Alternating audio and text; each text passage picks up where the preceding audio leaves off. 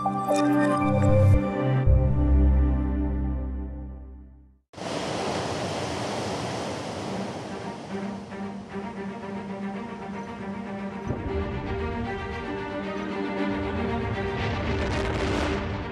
on tour in Australia. Some of them might recollapse in a fraction of a second. Others might be blown apart by loads of dark energy.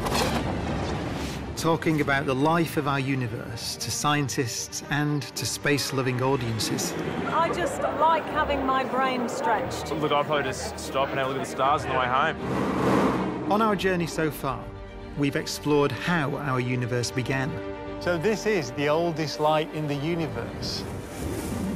But what about our future? Is there an end of the universe? Is our universe eternal? The universe literally tears itself apart. There is some true vacuum somewhere. We could tunnel into it at any moment. Would it make any sense to talk about this universe in 100 billion, 200 billion, a trillion years' time? Will there be stars and galaxies? And people and questions and astronomers and televisions? What is the fate of the universe? How will it all end?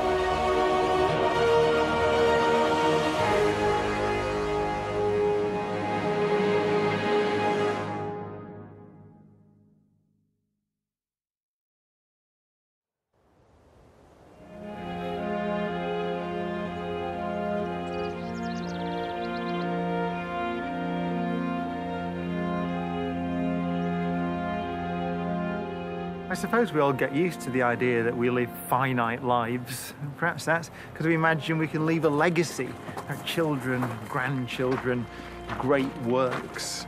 But will that legacy be eternal? Can we imagine taking the great achievements of our civilization and chiseling them into granite and leaving them as a record into the far future? Or do the laws of nature conspire to make that impossible?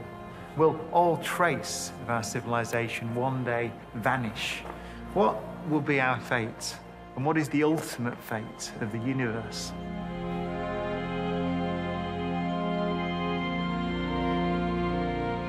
I'm going to investigate the theories that cosmologists have put forward for the end of days. There is a law of physics called the second law of thermodynamics. And to paraphrase it, it means that on a global scale, so across the universe, things can only get worse. So things tend to get more disordered, things tend to decay away. I was once involved in putting forward the opposite proposition, things can only get better. But that is a gross violation of the second law of thermodynamics and really shouldn't have been allowed even in the song lyrics. I think, actually, songwriters should pay more attention to fundamental physics. The first stars in our universe began to shine around 100 million years after the Big Bang. But it was another 9 billion years before our star, the Sun, formed. But our Sun won't live forever, which will obviously have a direct impact on all life on Earth. The Sun is about halfway through the phase where it's burning hydrogen. It's making helium. It's got what we call the solar luminosity. It's putting out that much heat and light, but that is going to be slowly increasing. Presumably, at some point, we would find it extremely uncomfortable here. In about 1.1 billion years, it will have got to 10% brighter than it is now. That is enough to create what's called a moist greenhouse. So life on Earth will become very problematic at that stage. 3.5 billion years from now, it'll be 1.4 times its current luminosity. And that's enough to evaporate the oceans. Right. So that's getting fairly severe at that stage. It's really got another 5 billion years to go that it can keep on burning hydrogen, but it will become uncomfortable for us well before that.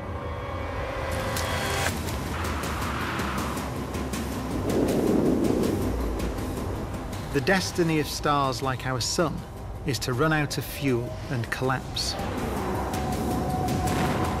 The core compresses, but the rest of the star expands enormously, and we have a red giant. So we enter this red giant phase. When our sun becomes a red giant and it begins to swell and engulf the orbit of Mercury, it's going to start getting very hot on Earth. We're going to need ways to terraform Mars and then ship billions of people to Mars, because Mars will be cooler than Earth, it being 1.5 times farther away. The Earth will basically get fried at that point. We won't be able to exist, hopefully, if humans are still around in some form or another. We've moved off to better locales. So the ultimate fate of our star, the Sun, is to be this cooling ember. That's the ultimate fate of the Sun.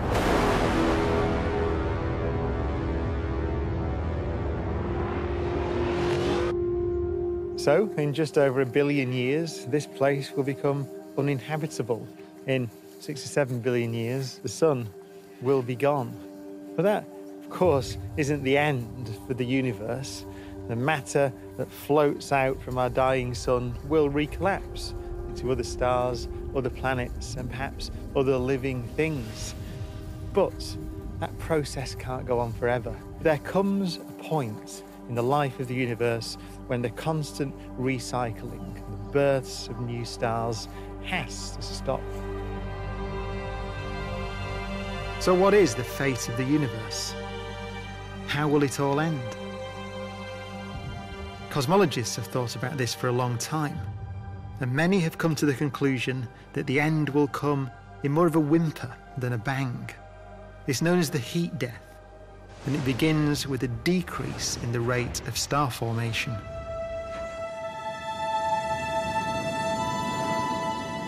Looking up into the southern sky allows us to see a hint of this process.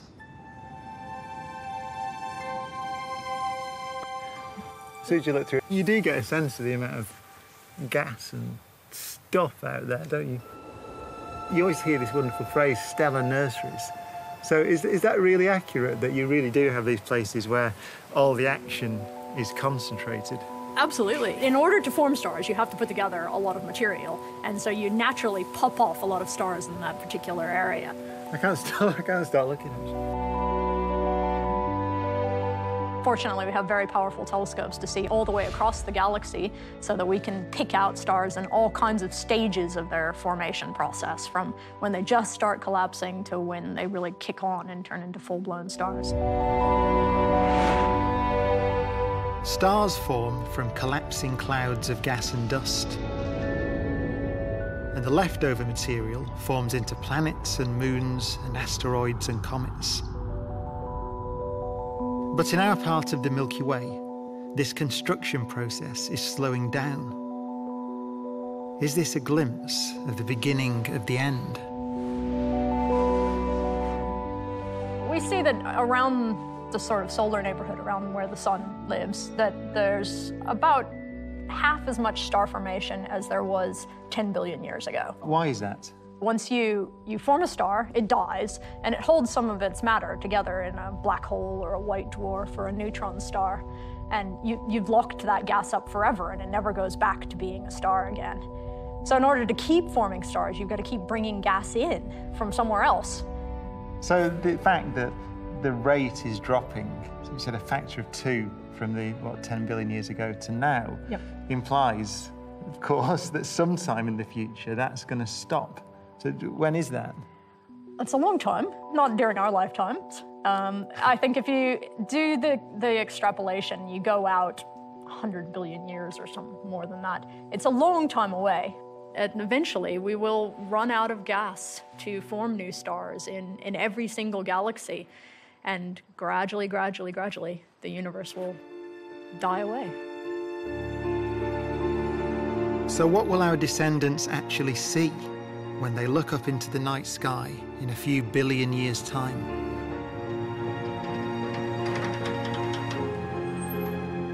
Where are we? The centre of the galaxy is here, isn't it? Straight above our it's heads. kind of the empty bit of sky up here.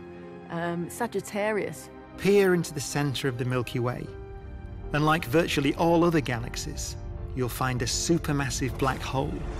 Ours is around 4 million times the mass of the Sun.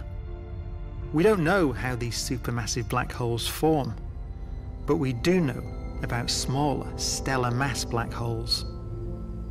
And when the center of those stars are more massive than about 2 or 3 times the mass of our Sun, they actually collapse into a singularity, is the theory. And the space-time around them bends completely on itself. So nothing, the gravitational pull is so strong, nothing, even light, can't escape. So then we're left, I suppose, with a dark sky, but a sky full of black holes. Yeah. And what, fading stellar remnants? Yeah, fading stellar remnants, things like faintly glowing cores of long dead stars, billions or even trillions of years in the future. And these are glowing so faintly you can't even see them. Now, black holes do radiate very, very faintly, but we won't actually be able to see that because they'll all be too far apart. You get the sense, I suppose, when you talk about that, this starry sky we take for granted, although perhaps we don't, perhaps the most beautiful thing, but it's a temporary phenomenon. It's actually a very short-term phenomenon, isn't it? We're only nearly 14 billion years into the universe's history. So in the far, far future, in hundreds of billions of years' time, we could still stand somewhere and look out into the night sky, we would see just blackness. And there would be no hints at all to tell us about the past glorious history of our universe.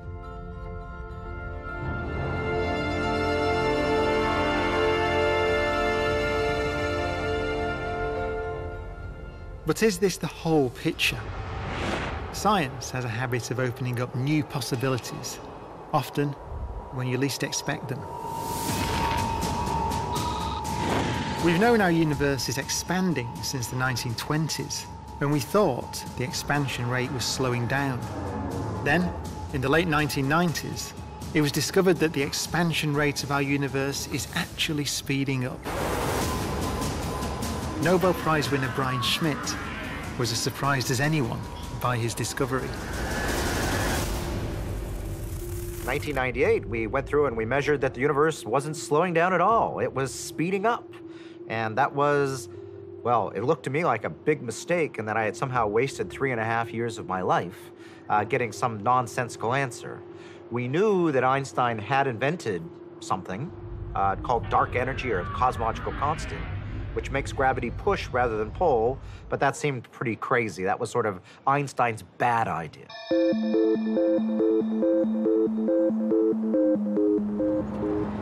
If the universe continues to expand forever, and indeed continues to accelerate in its expansion, then in the far future, you end up with a universe that's just a sea of photons being stretched by the expansion of space, cooling down to the same temperature.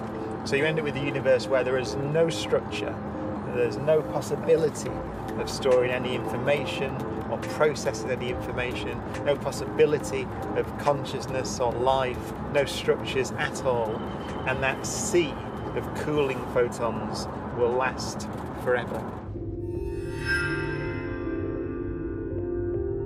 The idea that there is a mysterious thing called dark energy which drives the accelerating expansion of our universe forever is the standard model of cosmology. But it's not the only theory about how our universe could end.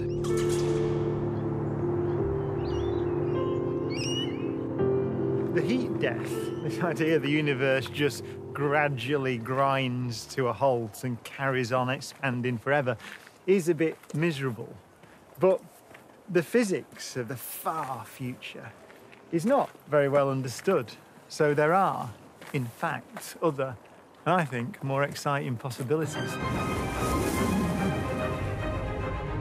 So, like the Robert Frost poem, it seems like things will end in ice, not in fire. But there's a big caution here, which is we don't really understand dark energy very well. And so this is really only one of a couple of possibilities. Cosmologists have come up with an even more devastating idea called phantom dark energy, which eventually leads to the universe ripping itself apart. If the universe has this dark energy, this stuff causes gravity to push from itself. This is another really great way to destroy the universe. So as the universe gets bigger, this stuff dominates the universe more and more because it's part of space itself. You make more space, you have more dark energy, which makes dark energy stronger over the other forms of gravity. Over time, this phantom dark energy would start to pull apart bound orbits. So first it would pull apart the galaxy, stars would start to wander off because it's still increasing. It'll start to break up all structure, all matter. And then at some point, the entire universe will be torn asunder in some sense. It's called the Big Rip.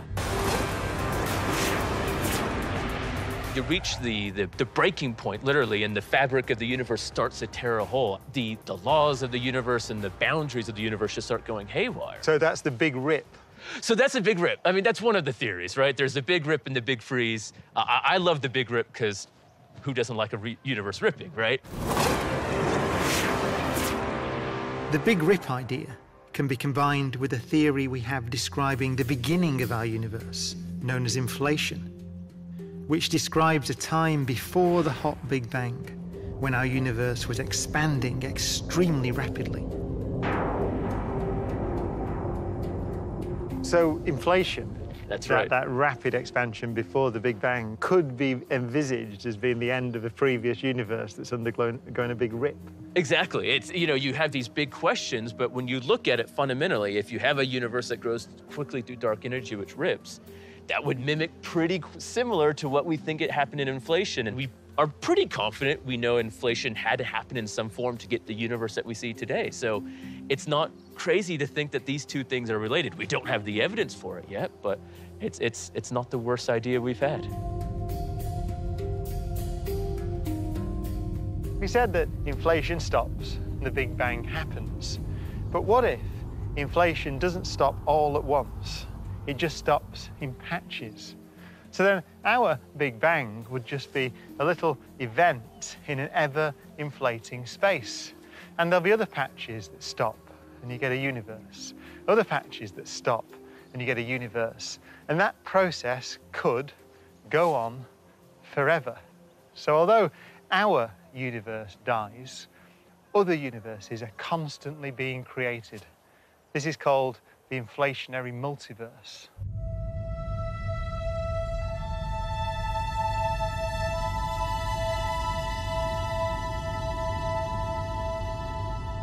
So you get this wonderful process of Big Bang after Big Bang after Big Bang, yielding universe after universe after universe. How are we to picture that? How are we to picture our universe riding on the back of some kind of potentiality of expanding space-time? You can. I've got a more down-to-earth way, which is think of a big piece of Swiss cheese, big block of Swiss cheese, right? Each of the openings is like a universe. And the cheese itself is the inflaton field driving the ever-accelerated expansion of the universe. And as this cheese expands, more and more pockets open up inside, more and more universes are created.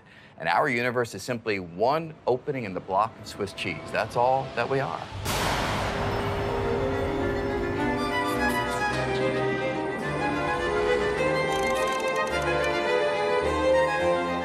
The idea of a multiverse is tricky to get your head around. This is where we keep cream of the crop. But I'm hoping a glass of Aussie Shiraz will enhance my powers of analogy. Cheers, thank you. I'm tempted to draw the analogy with inflationary cosmology and say that each one of these is like a different universe with different physical laws. Each barrel in this warehouse is taken from a different part of the vineyard, so each barrel is a different expression through the grapes of the landscape. So in that analogy, our universe would be just one barrel of Shiraz Viognier, in this case, amongst a whole possible warehouse of barrels, different expressions of possibilities. It's a good analogy, not too forced. Physicists refer to each different possibility as a different vacuum. And this opens up the chance that we could be instantly annihilated. My favorite way to destroy the universe is vacuum decay, which is a really fun idea and one that's gotten really popular lately because of things that we're seeing at the Large Hadron Collider. The Large Hadron Collider at CERN on the French-Swiss border is the largest scientific machine in the world.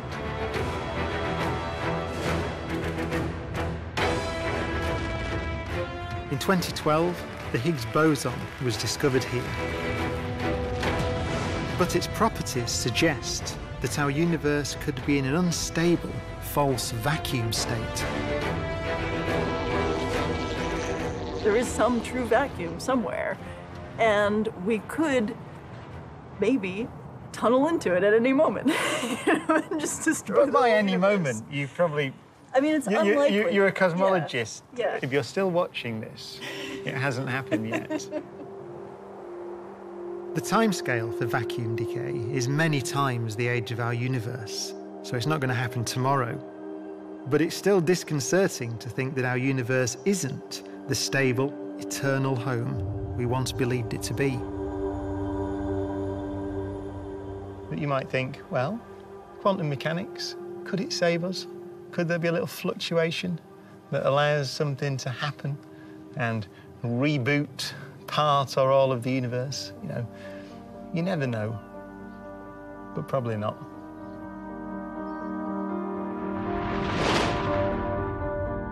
Whether it's vacuum decay, a big rip, or a sad, slow heat death over the next 10 to the 1,000 years, now is the time to explore our universe while it's still visible to us. We live in a special time in the universe's history, essentially the time when the universe is young enough that we can look out into the night sky and see billions of galaxies. The galaxies are not receding away from us fast enough that they outrun the light.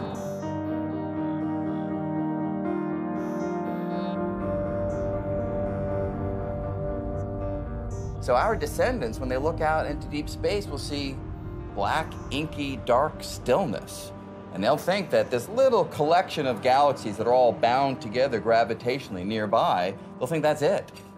And that's a wrong picture of the universe, but nevertheless, that's the picture which our descendants are going to naturally be led to through their own observations. The future astronomers in 2 and 4 and 6 billion years will think we're crazy because they can't see the evidence that we have. I think actually it was Brian Greene who said to us that cosmology essentially becomes a religion. That's right, yeah. Because all you've got is history books telling you exactly about the oldest light in the universe. That's right, but you can't go and reproduce the experiment. We would just have to believe someone else's word, and then what are we doing? Who are we to think, who are we to say that we have a complete record of the universe to draw from? What chapters of our book of the universe have been removed before we even acquired the book? The fascinating thing about the far future in an accelerating, expanding universe is that you get to a point where you can't do cosmology anymore. There's no such science as cosmology. You couldn't deduce from what you see that you live in an expanding universe that had an origin at some point in the past. So cosmology becomes a subject that is only accessible through ancient books and not accessible through the things you can see. So in that sense, I think that the future of the universe is sad because your ability to gather knowledge about the universe as it was in its past disappears. How will the universe end? I have no idea. I don't know. I don't know. You know, it's very difficult to make predictions about the fate of the universe when there's 95% we don't understand. We should just make a documentary called I Don't Know. Galaxies are forming and stars are exploding and you know, we're seeing evidence of things happening in the Big Bang and the universe is expanding ever faster. And we're just sitting here drinking our tea. Yeah.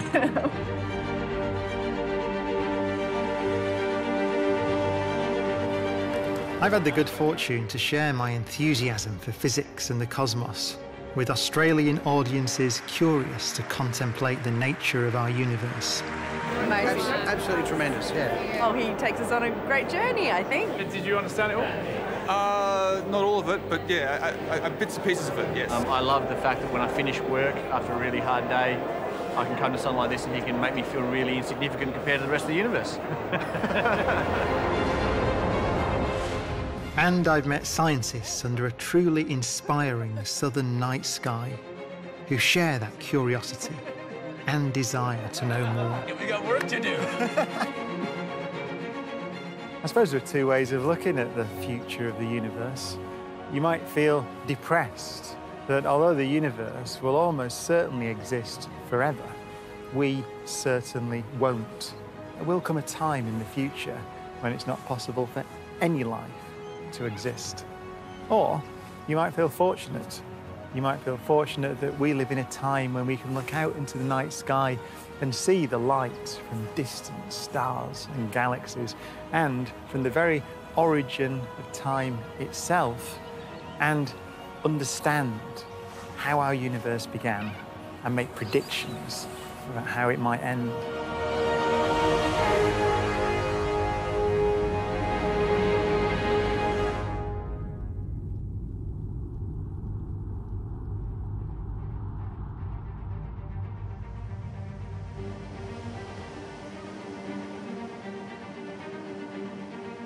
From April 4 to April 6, I'll be in Australia, and together we can marvel at the wonders of the universe. Join Professor Brian Cox and Julia Zamiro for Stargazing Live. Starts April 4th at 8:30 on ABC and iView.